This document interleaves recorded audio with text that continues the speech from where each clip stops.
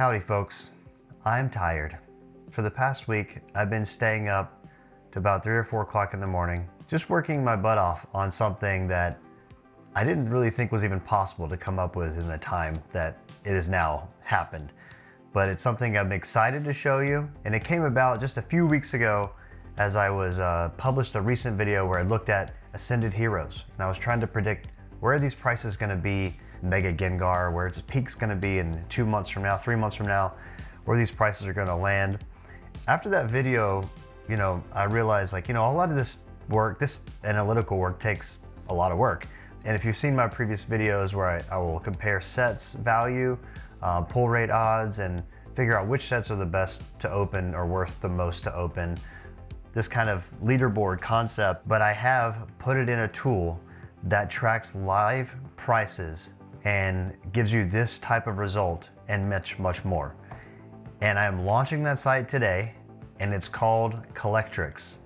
So what is Collectric? Collectric, it's metrics for serious collectors. That's the concept. It is a website that's totally free. You can go to mycollectrics.com, that's the domain today. And the whole idea is I want to be able to plug into all the data available and make these types of analytics more widely accepted and more widely used. And I think this is a pretty valuable assessment to see how the market is trending and how it impacts the ordinary collector, how you can use data to make better decisions while you're collecting. But it's a live connection to real data happening every day. It's happening in the background. Really, the core of this concept is about pack ripping, and it's where, it's really fun.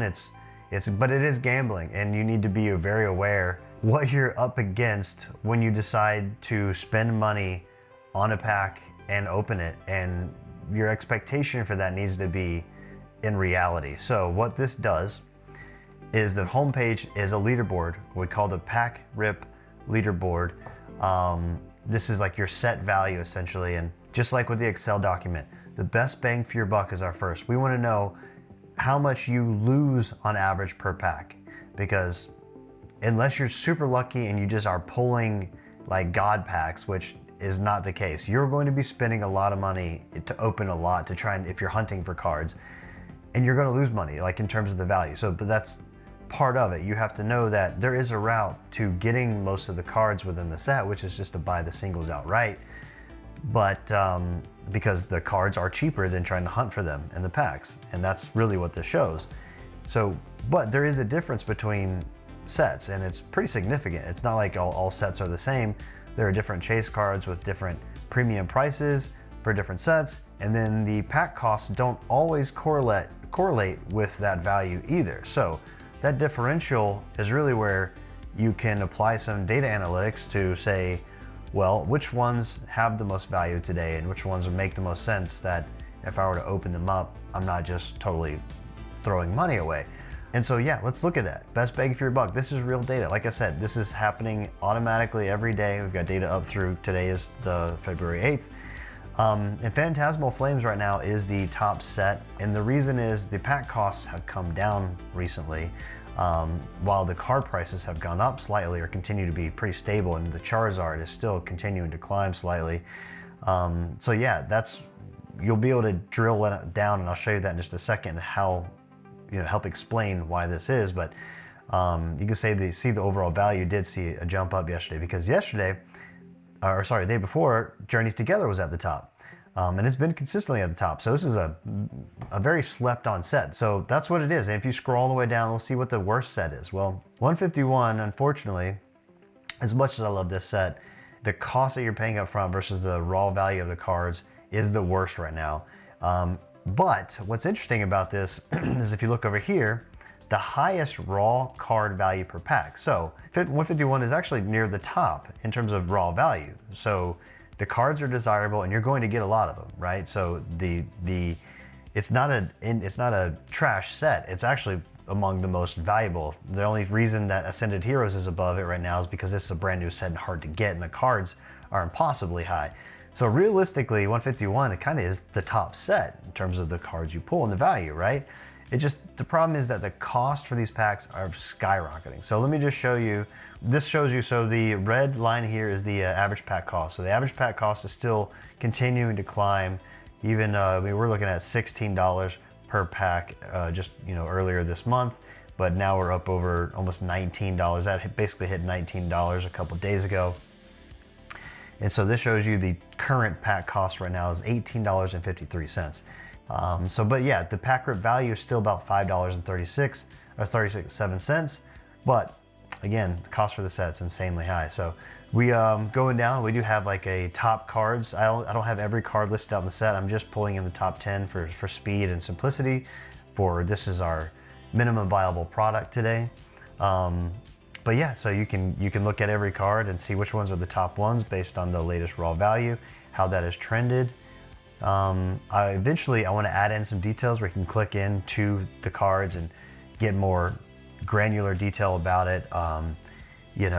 Things like the PSA pop report, I want to be able to add to this eventually. So we have a lot of things that we can add to this. So here's all the sets that we're loading into the tool for now. It's just all modern from Scarlet and Violet and Mega Evolution. I'm actually missing Mega Evolution from the set. You can ignore that. We'll add it very soon here. But we do have Ascended Heroes. We have data for this going back to January 31st. And I should mention that I'm having to snapshot all this data myself. I have to build these histories myself. So right now the tool only goes back to really a couple weeks ago, as I mentioned, when I started thinking about this and building the back end. The prices for these cards are coming down, which is what you would expect, but the costs for the packs are continuing to they're sustaining them. It's sustaining and or going up.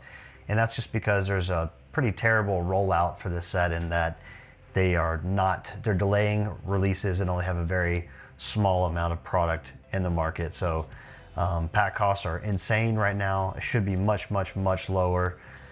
Next is our pack odds calculator. So this was something I had in mind to do. Started playing with it in Excel. Then here we are with an actual website. But the idea is using the same concepts. Like, let's see what happens. So okay, if I get Phantasmal Flames and I'm gonna open 10 packs, and let's say you got real lucky and you're able to get those packs for MSRP, around $5. Well, what happens if you really apply all the current market influences to this to see what is my true value at the end of the day from opening 10 packs at this price? And on average, you're gonna see about a $9 to $10 loss. So you're gonna spend $50, you're gonna spend $50 but generate about $40 in value, which really isn't bad, which is why Phantasmal Flames is the best set to rip right now, because of pack costs are coming down while the cards are still pretty valuable. But what I wanted to add here is an actual simulation. So instead of just using this, very granular, averaged out monetary value, let's look at the number of cards that you could pull in any given situation. You open a couple packs, let's look and see, let's roll the dice. Let's see what happens when you start ripping. So we're gonna open 10 packs, we're gonna hit that. And in this, using real pull rate numbers, we did pretty good. We got 2 illustration rares and we got 1 ultra rare and 1 double rare. That's actually really good. Usually you're getting more double rares than this. So that's but let's re-roll again and see what we get, okay? All right, that time we only got 1 ultra rare out of 10 packs and we got 2 double rares, which is pretty typical. No SIR still and no illustration rares. Hit re-roll again. Oh, boom, we got lucky, look at that. We got an SIR in 30 packs. Well, for this set, it's about like 80 to 90 packs, I believe. And if you're not sure, you can look at here. There you go, there it is, 80. Special illustration rare is 1 in 80. So you got a 1.5 or 1.25% chance per pack. So about a 10-ish, 10 and change chance to get an SIR out of our 10 packs here. So let's do that again. So technically it'd be like 9 rolls to hit that on average. So we got it in 3. So let's do that as 1. Let's try again. That was 1, 2, 3, 4, 5, 6, 7, 8, 9. Didn't get it. Oh, got it on our 10th one. So opening 100 packs this time around, we got an SIR, and then look at that. you know, if you were to do that the first time, hey, look at that. You're ahead by a good chunk of money. And that's just taking the average value of the SARs. Now, in real life, if you don't hit the Charizard, you're not going to get that. But for the rarity tier, if you hit one, that's the average value, right? That's why you see 137 instead of like, okay, I hit a Charizard, therefore I got 500. No, it just kind of is averaging the Charizard with the other cards from the SAR slot to give you that value.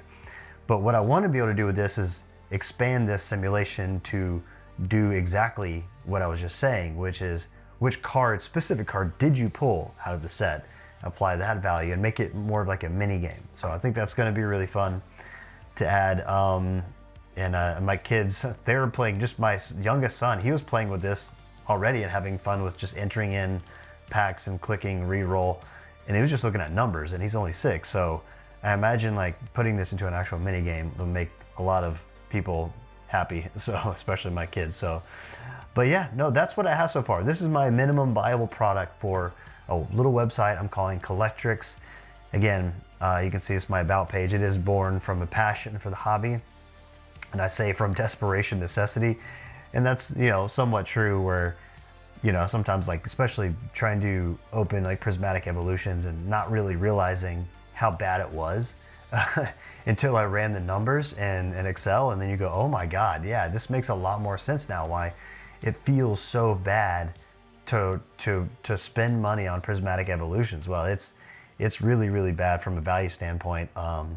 And you can see it's towards the bottom of our leaderboard right now. It's the only reason I think Paldean Fates is now below prismatic is, again, the pack costs have just, you know, outside of Paldean Fates having some reprieve in terms of the costliness of the set because of the Walmart drops with the Iron Tusk boxes. We saw some, you know, per pack costs come down.